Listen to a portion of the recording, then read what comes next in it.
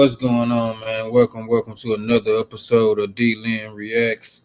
I'm your host, Mr. D Lynn, and today, as you can see the title, we're going to react to the last 24 hours of the late great Tupac Shakur. Now, this is one of my favorite ones to do because he was and still is one of my favorite rappers to this day. There'll never be another like Tupac Shakur. If you ain't familiar with his music, you should go back and listen and understand how dope and how creative this man was on that mic, man. But without further ado, we're gonna get back right into the video, man. The 6th, 1996. Tupac Shakur is the most successful hip-hop artist in the world. He's no different than the king of rock and roll, Elvis Presley. Tupac was a king of rap. To his legions of fans, he's the ultimate gangster rapper. Thug life, that's my comment. He's the angry voice of urban America. Yes, I am gonna say that I'm a thug. That's because I came from the gutter. People in the hood call him Black Jesus. They was like he was sent here to save us. But to the authorities and to his rivals within the world of hip-hop, he's seen as a threat.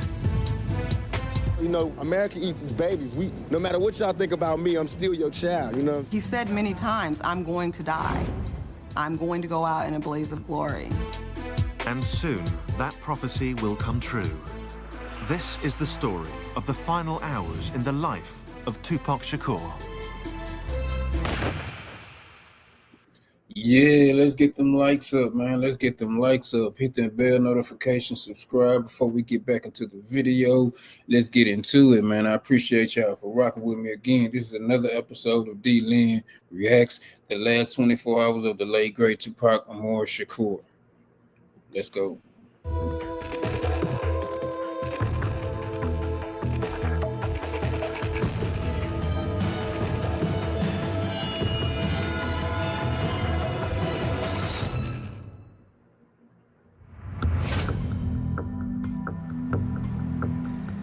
Los Angeles, California, September 6, 1996. It's 11:30 p.m. and Tupac Shakur leaves Lacey Studios in downtown LA, where he's just finished shooting his latest video.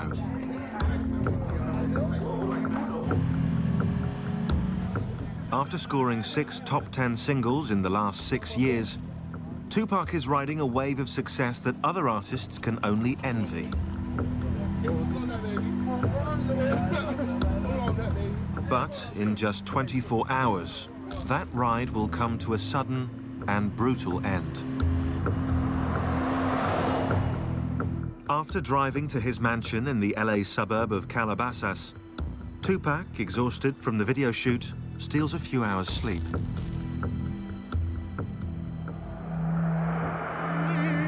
In the morning, his cousin, Jamal Al-Hussein, reminds him that they have to leave on a trip to Las Vegas. Because our birthdays is in the same month, he wanted me to celebrate our birthdays together in Vegas.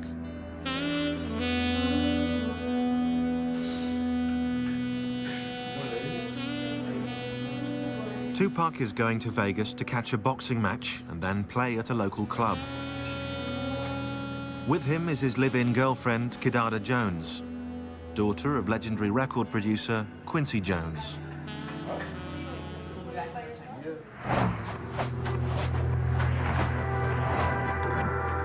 Within hours, they hit the road. But Tupac is less than eager to make the trip. Pac didn't want to go.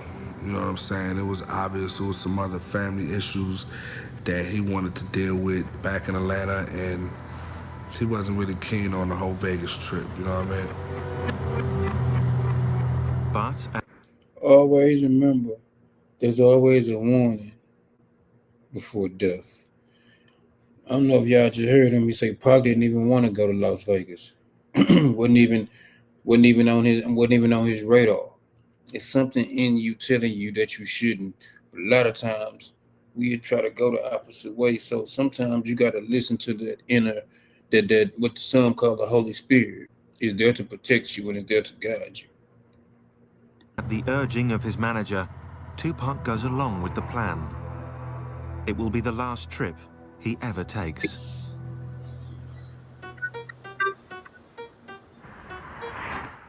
5 years earlier, back in 1991, the only plan for Tupac Shakur was making it to the top in the competitive world of hip-hop. And with his first album, Tupacalypse Now, Tupac was well on his way. From the start, he forged a powerful bond with his fans, rapping about the cold reality of life on the streets. When he put that pen to paper and he opened up his mouth on that mic, it was just, you know, God had to be working. It seemed like every song he wrote, his life was coming out. Like it was just taking the blood out of him. They got little Italy, little everything. They don't have a little Africa, they got the ghetto. And we think that that's ours. That's not even ours. That's just what was left over. His songs stood up for the powerless, the poor, the forgotten, those with no political voice in society. In 1994, Shakur clearly spelled out his philosophy in an album entitled Thug Life. But he wanted the ones who didn't think nobody gave a to see that he gave Thug Life, the hate you gave little infants, everyone. Thug Life isn't just something for me. Thug Life is for you too. Anybody. It's all the that society throws at you. Thug life is about choices. When you make the wrong choices, you end up in a life that you don't really want to be in. And that's what thug life is, against all odds. I'ma still make it. Tupac even had his political creed etched onto his skin. And on all his tattoos. Let me know what your favorite Tupac song is down in the comments. I'm gonna go with he got so many of them. All Eyes on Me, of course. Dear Mama is another one I like a whole lot. Ambitions as a Rider. Brenda's Got a Baby. Man, I can go on and on. Man, he got a host of songs. Toss It Up, like California Love, like it goes on and on and on and on and on. Man, I can go on and on. He, like I say, he's my favorite rapper. Was back then and still is to this day. Meant something. He had 50 with an AK-47 tattooed on him. And what he believed is that 50 black men can do anything, if they put their mind to it, and they were all pulling at the same time in the same direction. Fans fell in love with his swagger and with his utter refusal to tone down his message. Was it incendiary? Was it crazy? Were the kids screaming at his concerts? Were girls tearing off their shirts? Were guys, like, you know, saluting with the pistol salute in the air? Yes, they were doing all that. And, I mean, that's hip-hop, that's rock and roll. Tupac's appeal went way beyond the ghetto, pulling in white, middle-class suburban kids who enjoyed the danger he brought from the other side of the tracks. Whether it was his energy or, you know, his force or his excitement or, you know, whatever it was, I believe that he connected with men and women and black and white and old and young. He always kind of had this ideology that he didn't need a record label. He didn't need the movies. All he needed to do was stay real. Because if he stays real and he keeps telling the kids what is authentic to him, that they will always relate. He will never be begging for bread. And he was right, man. Tupac would have never made it in today's hip hop scene. Would have never made it. He's too authentic and he's too real. There's no gimmicks behind him. A lot of these dudes, rappers nowadays, they full of gimmicks, you know, and they full of. Nah, Tupac was there. He was him. Like he really was him. What he was talking about. If it was attention that Tupac was looking for, he more than got it. But not always for the right reasons. As he climbed the ladder, some in the hip-hop community looked on with envy. Tupac Shakur was starting to make enemies. Hip-hop is about competition and about, you know, I'm better than you, and, you know, I get more chicks than you, and it's very competitive, almost like a sport. Then you have these, you know, these huge egos working against each other. It's a recipe for destruction.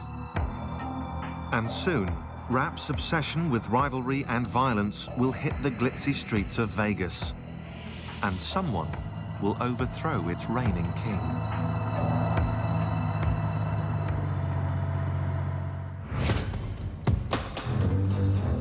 September 7th, 1996, 3 p.m. Tupac Shakur has arrived in Las Vegas, Nevada, where he's scheduled to watch a boxing match and perform at a local club. It's a performance he will never get a chance to give. In less than 9 hours, he'll be gunned down in cold blood. After leaving his girlfriend and cousin behind at the hotel, Tupac kills time before the boxing match by hitting the casino tables. At his side is his trusted bodyguard, Frank Alexander. We get over to the MGM, and he's gambling again on the crap table, and he's winning. He's winning big. He's doing really well. Yeah, I remember when we got to Vegas, I think Pac had about 10 grand in his pocket, and it was burning a hole in his pocket. He was trying to get rid of it as fast as he could.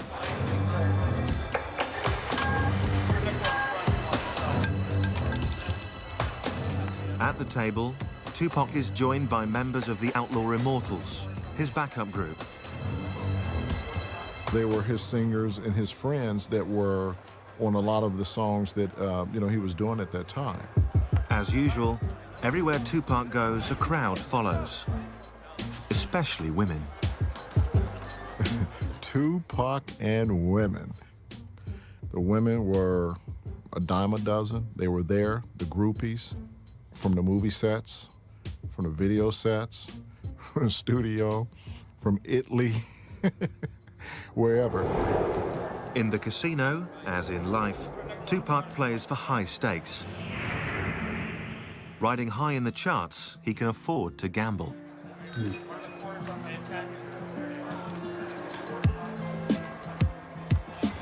But 25 years earlier, on the streets of East Harlem, New York City, few would have laid bets on the future success of young Tupac Shakur.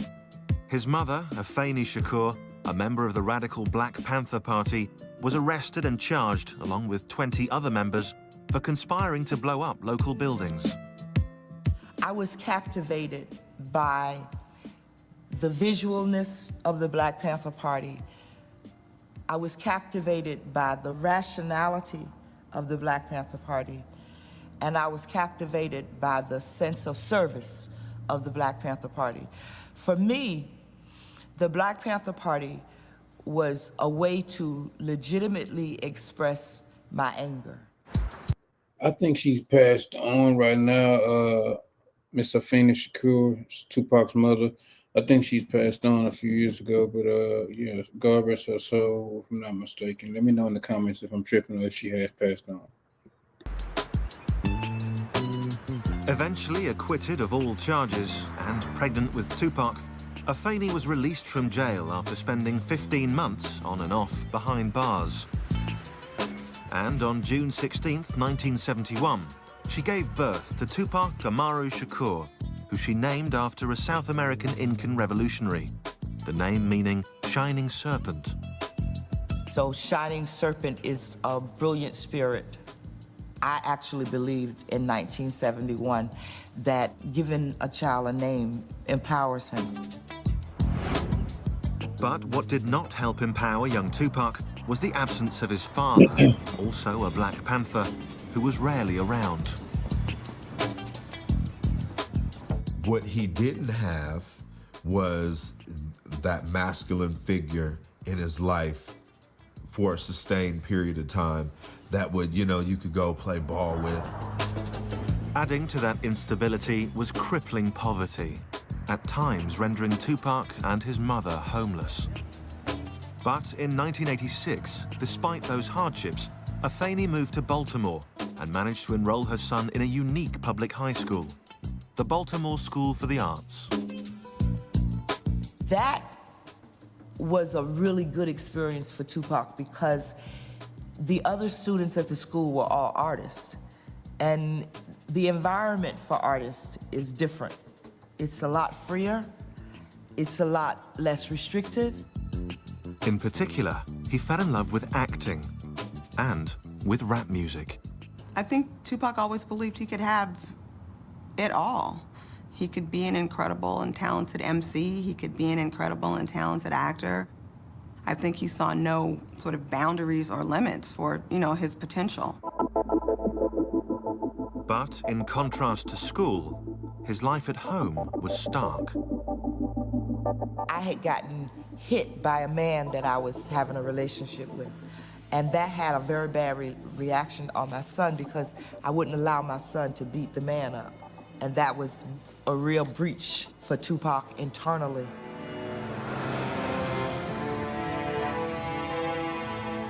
In June of 1988, to protect her son from their troubled home life, Afeni sent Tupac to the other end of the country to live with a friend in Marin City, California. And this is when it starts. When she sent him over there to go stay with his people in Cali.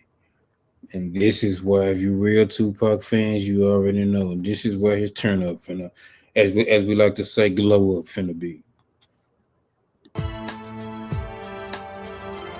But the 16-year-old quickly discovered he had simply traded one nightmare for another. Marin City, one thing that they're known for is a fist fight. Tupac was a little bitty guy. Even him, fully bulked up, is still a little bitty guy, which makes it even more incredible the kind of the guts that this dude has, because he fears no man, woman, child, animal, none of that, because they can only kill you one time. Soon, Afeni joined her son in California. But any hope of a happy family reunion was made impossible by her own personal struggles. My children and I have a bond that is based on the truth and trust. And the bond was broken with a lie. The lie being, I was using drugs, but I can handle it. That's a lie. That lie cost me dearly. Me talking about that period is different from them, because in reality, I found drugs, is what I did. I found the answer. My answer was crack. But despite his contempt for his mother's addiction, Tupac too drifted into the world of narcotics. He probably sold drugs for about a week. His reason for stopping was because his heart was too big. You understand? When someone brings you their wedding rings and they say, here, I'm gonna give you these wedding rings for some crack, you're like, man, it's that bad? It's come to this? And he quit. He said, I'd rather starve, or I'm gonna make this rap thing work. At 17, Tupac hooked up with neighborhood friend Ray Love to create his first real group, Strictly Dope. We didn't fear nothing. We would jump on the stage and perform right now. We didn't need no trays of food. We didn't need a special type of mic. We didn't need a rider. We didn't need a limo. Nah, just give me just one mic, man. Tupac's ability to use that microphone would carry him clear out of Marin City and eventually to Las Vegas, where the world's greatest rapper would be silenced forever.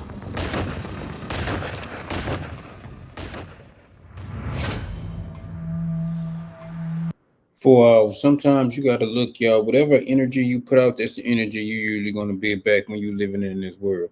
I'm not perfect. And I'm not saying that I'm a saint or anything like that, but I do know a little bit about everything. But when I do, the things that I do know, I try to share and try to give knowledge to give back to y'all, man. Because once you gone, y'all. Like So just be mindful. Try to treat people right.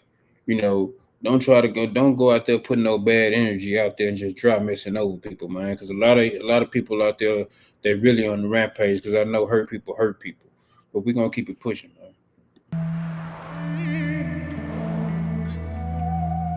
September 7th, 1996, 6:15 p.m. Since arriving in Las Vegas almost 4 hours ago, Tupac Shakur and his entourage have been taking it easy, gambling at the casino and enjoying a few drinks.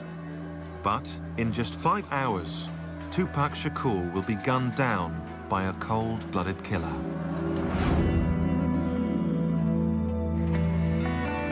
On the invitation of his manager and CEO of his record company, Suge Knight, Tupac heads out to see a much-anticipated heavyweight title match between Bruce Seldon and Tupac's close friend, Mike Tyson.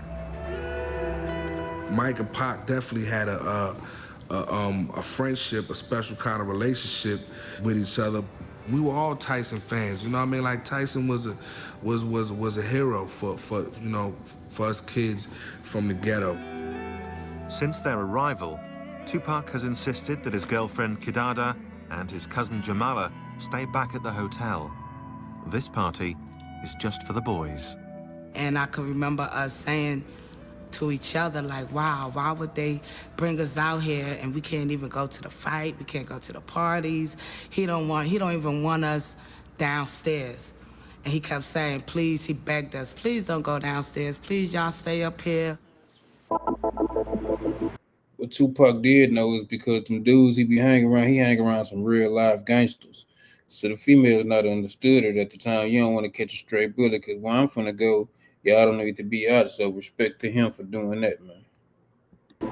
With his girlfriend and cousins safe and sound in their hotel room, Tupac and his bodyguard Frank Alexander head out to the MGM Grand, where the Tyson fight is about to get underway.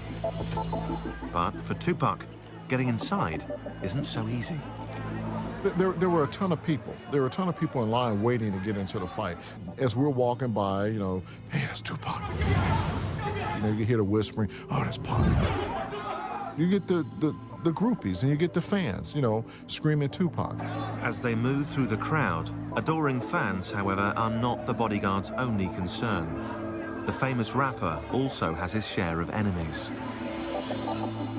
His recent song, Hit 'Em Up, a scathing attack on fellow rapper Biggie Smalls, has stirred up anger within the hip-hop community. For Frank Alexander, it's a real concern. And I told Pac, I go, Pac, man, what's up with that song? He was like, oh, man, you heard that, man? He goes, that was off the hook, huh? He goes, they playing it everywhere. He goes, man, it's all in the clubs, man. It's going to be bad. It's going to hot, blah, blah, blah. Man, if y'all haven't heard the song Hit 'Em Up, that's one of the most famous disses in hip-hop history, and it was geared towards Puffy, Biggie, and Bad Boy Records. And later on would become East Coast versus West Coast rivalry. I was like, Pac, dude, you're gonna need more security. I go, I'm not gonna be able to just handle you by yourself. Alexander calls on MGM guards for additional backup. For Tupac, the man who's built a career on confrontation, the constant threat of violence is just par for the course.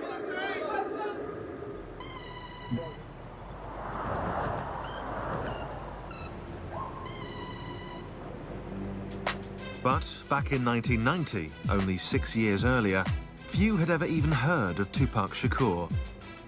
Still down and out in Marin City, California, and desperately trying to break into the music business, he caught the eye of established Oakland rapper Shock G, who offered Tupac a gig as a dancer in his group, Digital Underground. He saw Pac had no home to go back to, and, he gave him an opportunity. It was just the break Tupac had been waiting for. Suddenly, the teenager was circling the planet on a world tour. Tupac had a lot of fun running around with Digital Underground. They were calling from Japan, and they were calling from London, and they were calling from Italy, and they were calling from Australia. A natural showman, Tupac graduated from just dancing to stepping up behind the mic. The move was an immediate success. Pac was a master at, he could take your style and do it a little bit different or a little bit better than you. And that was something. And so that's how he dealt with every situation. Soon, Tupac had his first record deal. And in November 1991, Tupacalypse Now was released.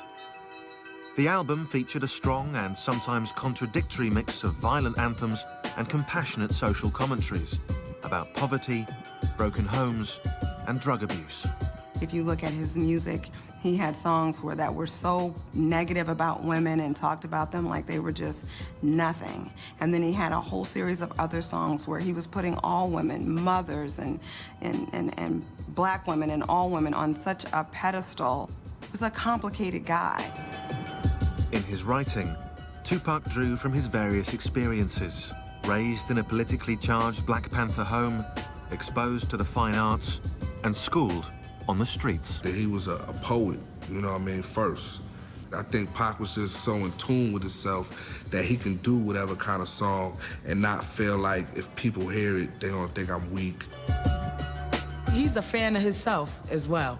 He would go, listen to what I said. Oh my God, the boy is nice. And this is how he would say it. He'd be like, oh my God, the boy is nice. Yo, Jamala, listen to this. This is how I kick it. And he would recite a little verse out that song, and he'll go, ooh, I'm so nice, I'm so nice, I'm killing them, I'm killing them. I'll be like, Pac, he is crazy. Since he was a kid, Tupac had also fantasized about becoming an actor. And in 1991, he made his second dream come true. He starred in the critically acclaimed film, Juice. Juice came out. When I went to go see it, the girls were screaming. That was fly. That was some to see. From the moment Juice came out, everybody was talking about Pac. It was just obvious that, you know, he was on the verge of something really major. That role helped him more than the music did. He would come downstairs and he would like spread his legs apart and his arms, shake his jewelry off and everything, pull his collar up and say, I'm a legend in my own time. And I would say, Dag, Pac, man, in another 10 years, you're gonna be the most powerful man in America. He was like, yeah, watch and see, I am. Things were looking good for Tupac.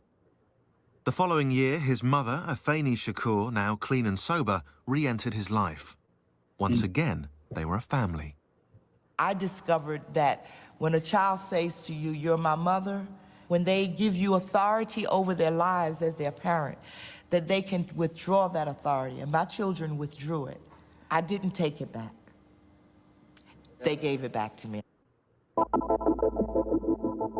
But with the good. Shout out to all the mothers, man. My mother is not here with us anymore also, but shout out to all the mothers, man. We love what you do. We appreciate what you do. All the mothers, whether you be in a relationship with the father or not, if you're a mother, I appreciate you. And there's a lot of dudes on this earth appreciate you. Pac appreciates you. Hence the song, Dear Mama. Came the bad. In 1992, Tupac was arrested for allegedly attacking a limo driver. In 1993, he was charged with assaulting another rapper with a baseball bat. In another incident, he was charged with attacking film director Alan Hughes with a weapon. In Atlanta, Georgia, he was arrested, although later released, for the alleged shooting of 2 off-duty policemen. It seemed that Tupac Amaru Shakur was taking his gangster image rather too literally. Well, Pac, you got to realize of, you know, where he come from and his family's history with the police. And they hated Pac. They hated Tupac. I don't know if it was that his heart was a Black Panther heart. I don't know if that was it, but Tupac just had no patience for law enforcement, and I don't know that he had respect for law enforcement. And so I think, why were the authorities mad? Because Tupac was thumbing his nose at them and worse. Mr. Shakur, can we get a comment from you at all? Hell no. Thug life. Tell us what Thug life. Thug life. That's my comment. What's that mean? I don't understand. This is yours. Pac always felt like he would be a statistic. But he said, if I'm gonna be a statistic and America's gonna thoroughly me over, I'm gonna be the ultimate statistic that I can be. In the battle between Tupac the artist and Tupac the streetwise thug, it appeared that the dark side was winning. And soon, on the streets of Vegas, on a warm summer's night, that darkness will swallow him whole. We are. September 7th, 1996, 8:35 p.m. Tupac Shakur has just finished watching a boxing match at the MGM Grand, where his close friend Mike Tyson pulverized his opponent Bruce Seldon in less than 2 minutes. Backstage, Tupac is accompanied by Suge Knight, his manager and the owner of his record company, Death Row. With them is Tupac's security guard, Frank Alexander, and various Death Row Records associates. It's clear to everyone that Tupac Shakur is still revved up from the fight. And he's just going off, man, 50 blows, 50, man, he knocked them out, 50 blows. As the group enters the MGM Grand's lobby, one of Suge Knight's Death Row employees passes on a message to Tupac Shakur. One of Suge's guys, his name is Trevon, came over and whispered in Tupac's right ear. Trevon has spotted a man in the hotel lobby that he claims robbed him a few weeks earlier. The man is also a member of the Southside Crips, sworn rivals of another big LA gang, the Bloods, with whom Death Row is said to be affiliated. Tupac Shakur, the king of gangster rap, decides to teach the man a lesson. And Pac just ran up on him and...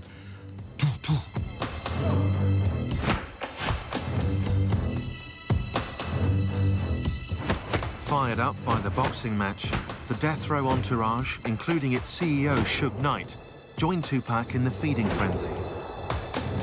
In the chaos, Frank Alexander pulls Tupac from the brawl. I grabbed him and got him out of the fight. Orlando Anderson's on the ground and everybody's kicking at him, beating him down.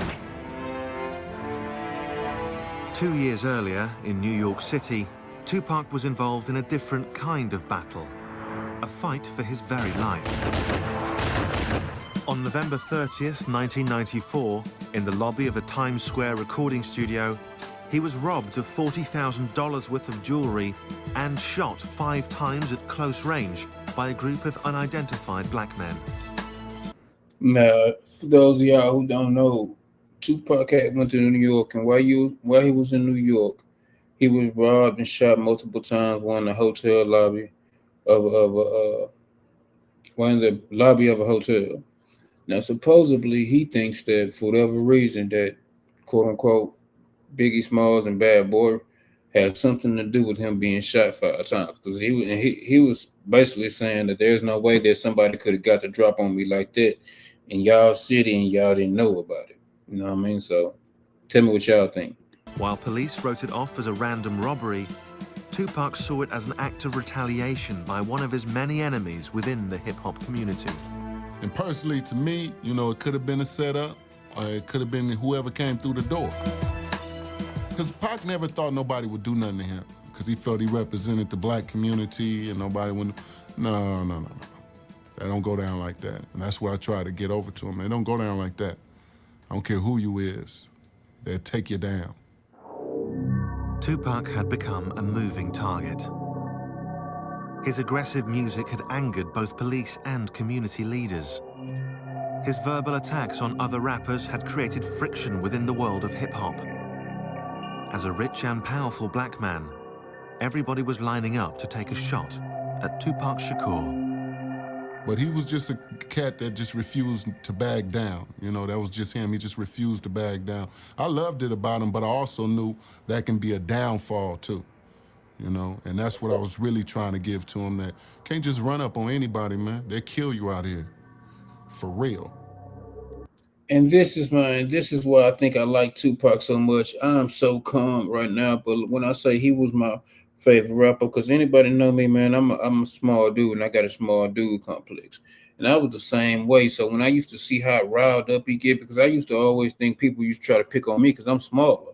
So I was gonna show you how I went up and boop, you know what I'm saying? And like before you even think to even try to, because I already had it in my mind, I'm smaller than everybody, so I'm gonna try to go and get mine off. I'm gonna try to go and get mine off, but I couldn't. But I had to realize, man, you can't run up on everybody. You can't fight everybody. You can't fight the whole world. And it ain't about winning a fight then, it's about winning the battle later on. You know what I'm saying? You gotta go think longevity, you know. Tupac knew where he lived. He knew what the system was. He knew what he agreed with and what he didn't agree with. But he also knew that if he didn't make an effort to make capital in a capitalist society, he wasn't going to be able to do anything that he wanted. You understand? Tupac's image as a thug was catching up with him. The shooting had left him with 5 bullet wounds, the most serious of which was a severed artery in his thigh. Tupac was paying the price for not only writing about our violent culture, but also for being a part of it. This is all about my image. Has nothing to do with me. This is all about my image. It's like MTV, all the papers, they building me up. Now they destroying me on the same image that they perpetuated. You know what I'm saying? I'm selling records. This is what I do for a living. I'm selling records. Don't get it twisted. This is not my real life. This is not how my real life is supposed to be. I'm not supposed to be really having all these villains in my life. You can't blame a rapper for murders unless you're gonna blame Arnold Schwarzenegger for all the people he killed in Terminator. You know what I'm saying? How you gonna blame a rapper when we only speak it, and then you got actors who show it, but you don't blame them? Less than 5 hours after his operation, and against doctors' advice, Tupac Shakur checked himself out of the hospital. He had other problems to deal with. The rapper was due in court to face rape charges brought by a 19-year-old woman. Charges he angrily denied. Why am I in court? You know what I'm saying? Get my life ripped apart. But I'm here, I'm gonna go through it just to show that I have faith in the American system. But soon I'm gonna go crazy. Acquitted of sodomy and weapons charges, Tupac was instead convicted of forcibly touching the woman's buttocks, a felony sex abuse charge. He was given the maximum sentence, up to 4.5 years behind bars. To his legions of fans, it seemed that the law was making an example of Tupac Shakur. Pac was the one that had the biggest mouth and would say it the loudest and say it to anybody, you know what I'm saying? There was times where he said it even to his mother. I'm loud, I didn't shut up. But I didn't think they was gonna take it this serious. Me keep talking out, I didn't think it was gonna be a matter of life and death. What did you do? What happened? Can you tell us? While at the Clinton Correctional Facility in upstate New York, Tupac seemed to undergo a startling transformation. The king of gangster rap publicly denounced thug life. Well, you got to realize when Pac was in jail, you know, jail will make you start thinking. And you're gonna... Man, he said something then, once you've ever sat in jail, you did time, you sat right there and thought and think, man, you're supposed to come up with some type of game plan for when you get out of here. Because all you have to do is time to think. That's all the time you have to do. Just think and come up, plot, plan, and strategize. Something you might not would have had when you was out. So, you know, to all my brothers, man, hey, keep it pushing, man. Hey, get your mind right. Think before you react. Do anything you can to get out of jail, you know? So, to me, when he denounced thug life, it was like, you know, I'm only playing. Let me get up out of here. But getting out of there wasn't so simple. Obviously, Pac was in a dire position, being incarcerated and, you know, his money being dwindled down because of all the cases and, you know what I mean, fighting these bogus lawsuits and all of that. In exchange for signing with Death Row and taking him on as his manager, Suge Knight promised to get Tupac out on bail. And soon enough, the all-powerful godfather of hip-hop made it happen. I never saw the contract. I just remember the phone call, you know what I'm saying, calling us saying, you know, I'm on death row now. You know, I just signed with Death Row. They tried to control Tupac. Even when they sent him to death row, they thought Suge was gonna be able to control him. But you know, that was just like putting a flame with some dynamite. That's gonna blow.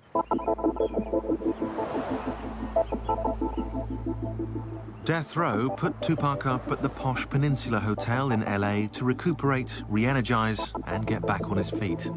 He was coming off a #1 album with Me Against the World and a #1 record with Dead Mama, so he was doing his own thing. It's not like he needed Death Row, but in a sense, he needed them at that moment because it's like, hey, they gave me a $1.4 million bail.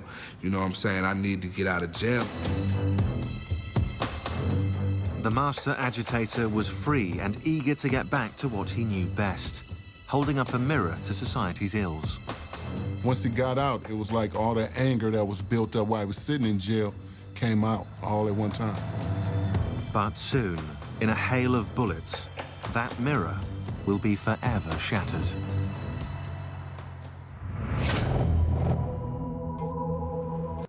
We got about an hour and a half before he dies, man. So I appreciate y'all for rocking with. We've been in here about 40 minutes, man. If y'all done got this far, man, I appreciate y'all for rocking with me. D-Lin Reacts, I'm gonna be up in here, man. Thank y'all again, and I appreciate it. We're gonna keep it pushing. September 7th, 1996, 9 p.m., Las Vegas, Nevada. After beating up an alleged Crips gang member in the lobby of the MGM Grand Hotel, Tupac and his entourage make their way back to their rooms to change before heading to Club 662, where Tupac is scheduled to play.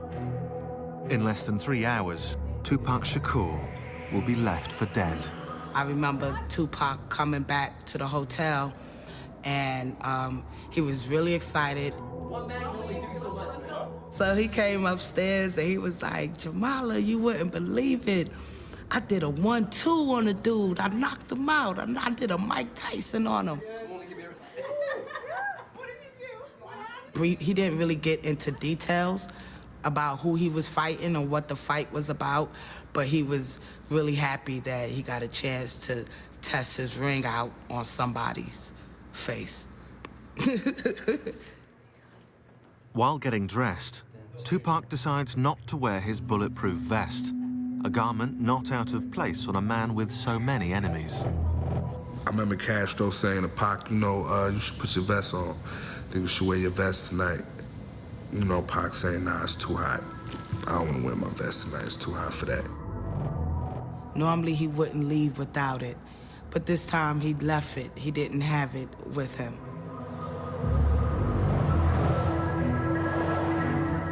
After the short pit stop, Tupac and the others wind their way across the strip to a mansion belonging to Suge Knight, Tupac's manager and the owner of Death Row Records. Suge and Tupac disappear briefly while the others wait impatiently. I don't really know what Pac and Suge was doing at the time. You know what I mean? I just know we was waiting and I was ready to go. Almost everything in Suge Knight's mansion is red, the official color of the Mob Piru, an offshoot of the LA gang, the Bloods.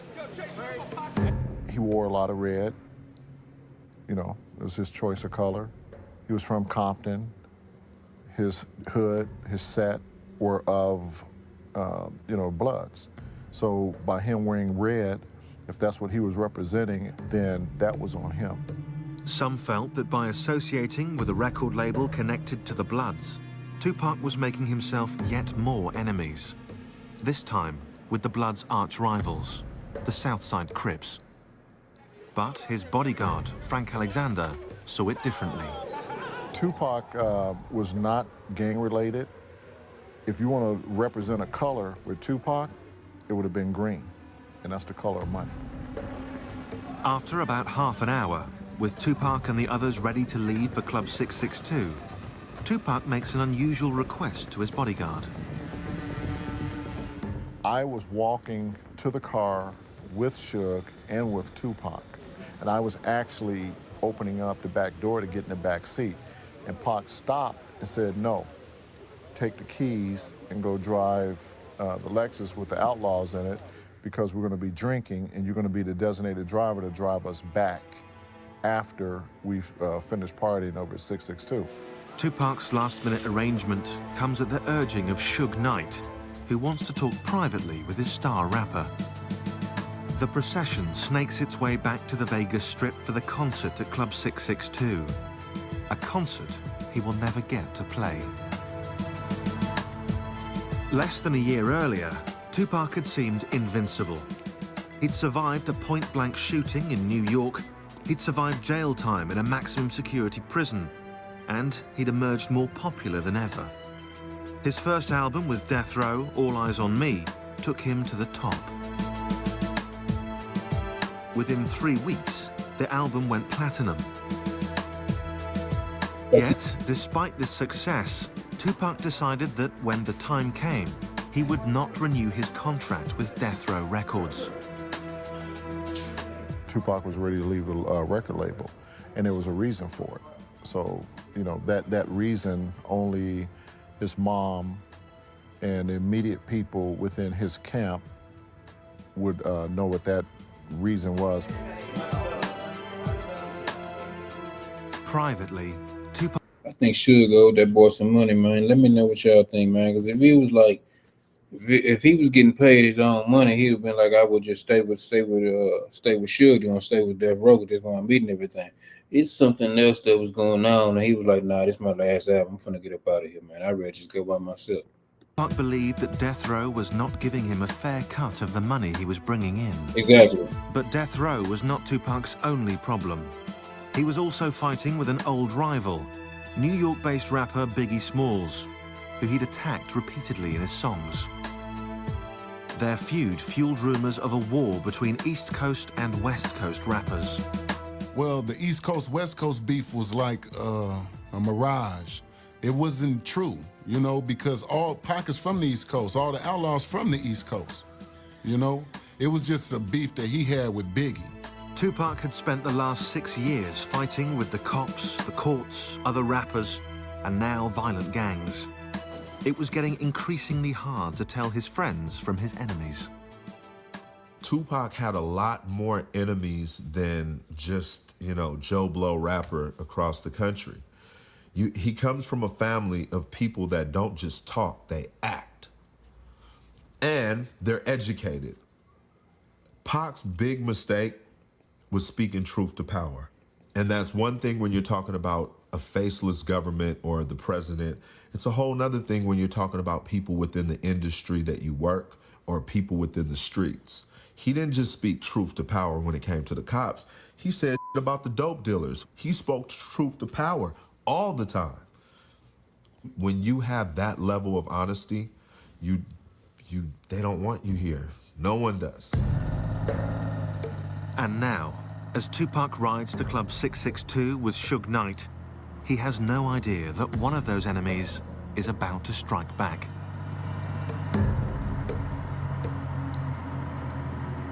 Once we got to Flamingo, we made a right-hand turn. We came to a stoplight, which was Koval. As Tupac's bodyguard follows in the car behind, the convoy inches forward. And as usual, Tupac draws the attention of his fans.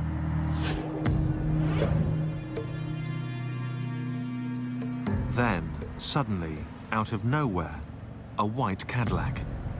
As it got closer to the BMW, the arm came out and the gun just started firing.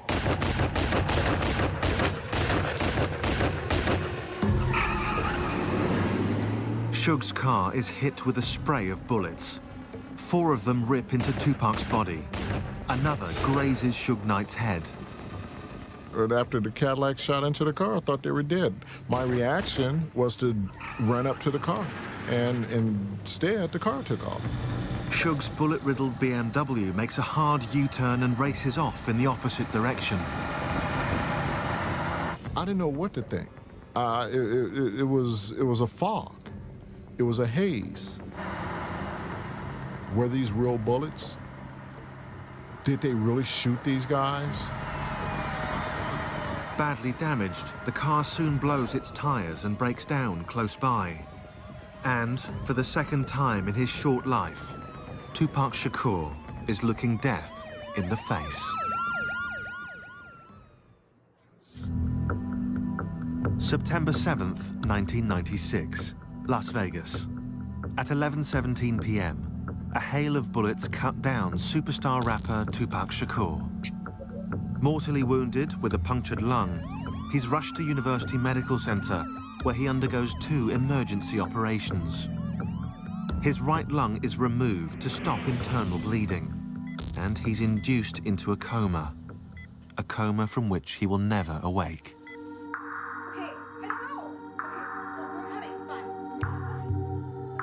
He was cussing and crying and mad, and what was going through my mind was that we just went through this in New York.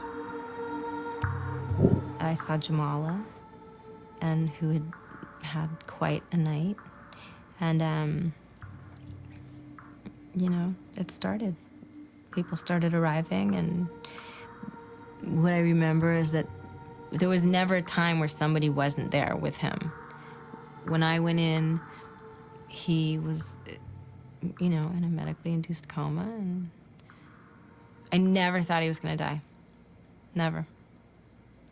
Not one time did I think he was actually gonna die.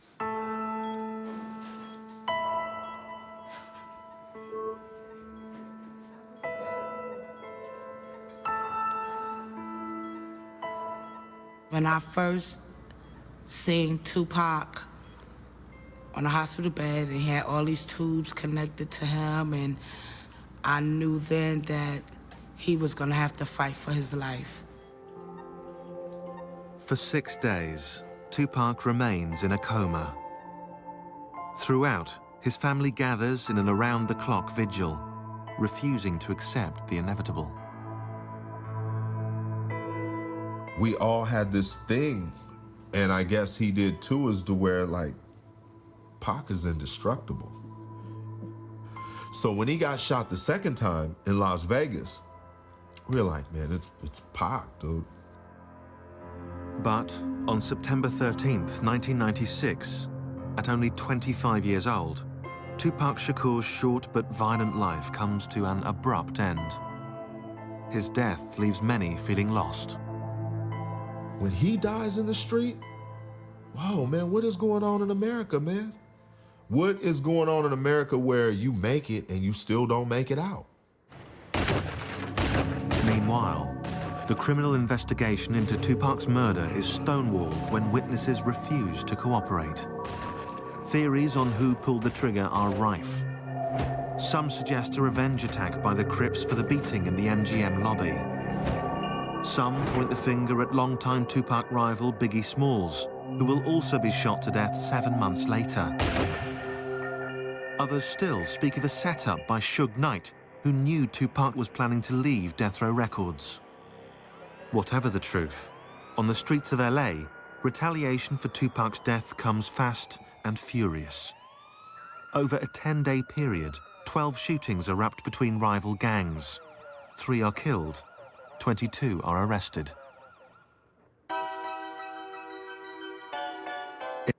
Okay, we're gonna stop there right there, man. I appreciate y'all again for rocking with me, man. Thank for all the love and support. And if you made it this far, we've been up in here 53 minutes, man. 53 minutes, man. You know, if y'all ain't hit that bell notification by now, make sure you hit that bell notification. You can be notified whenever I drop some more of these reaction videos, man. Until the next video, I'ma holler at y'all. Peace.